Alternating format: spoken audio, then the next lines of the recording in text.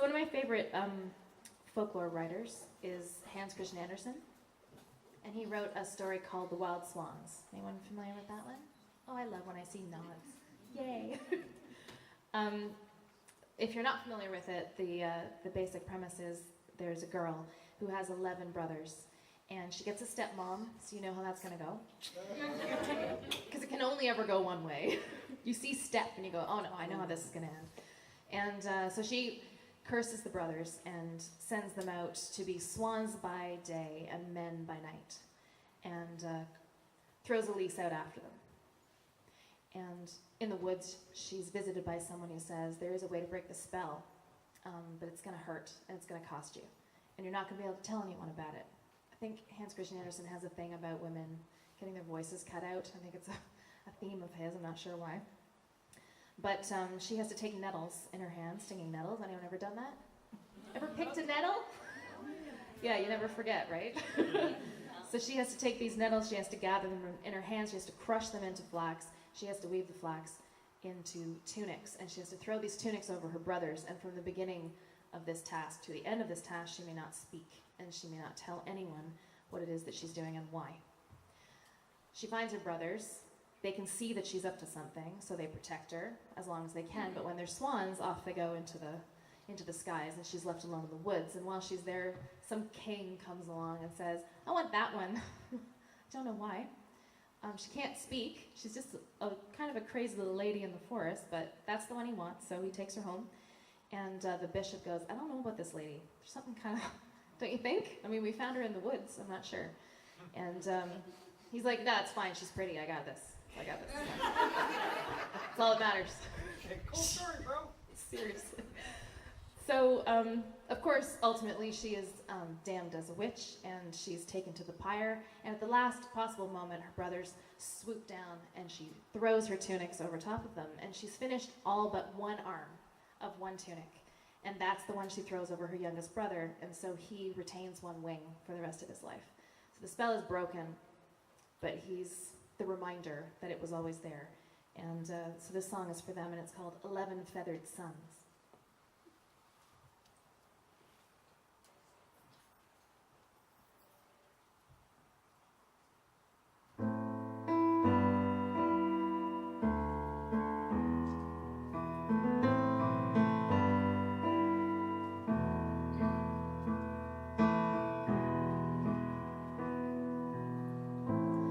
To be born into light, to be raised for a fight, to be stained like a blight on a rose, to be out in the wood, to pretend that I could, to believe that I should follow this road.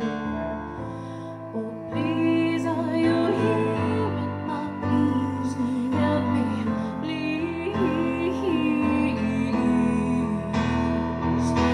Brothers, I am coming. Will you call me on? What are we becoming? Every dawn. Mother, you have cursed them. 11 feathered sons. Beneath the shadow of their wingspans, I will run.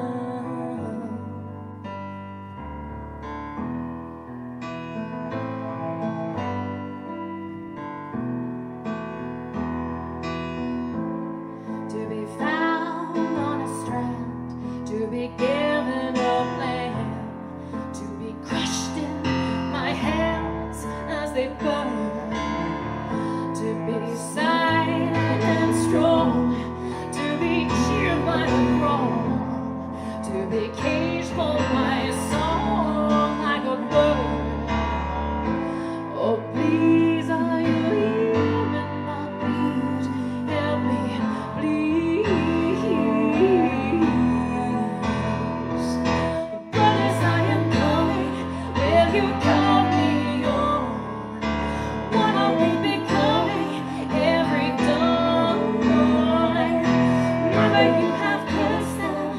11 feathered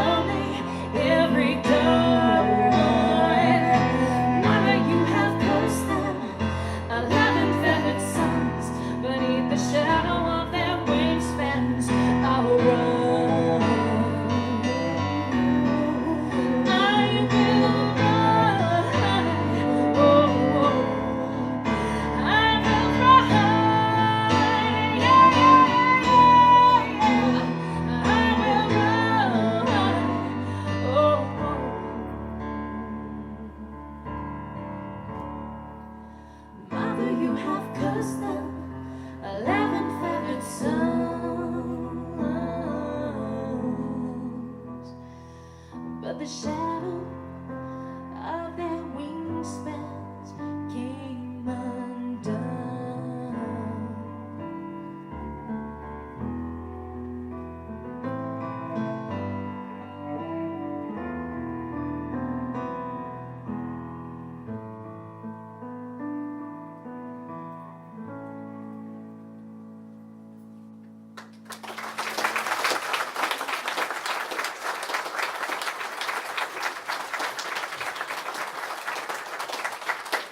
Thank you.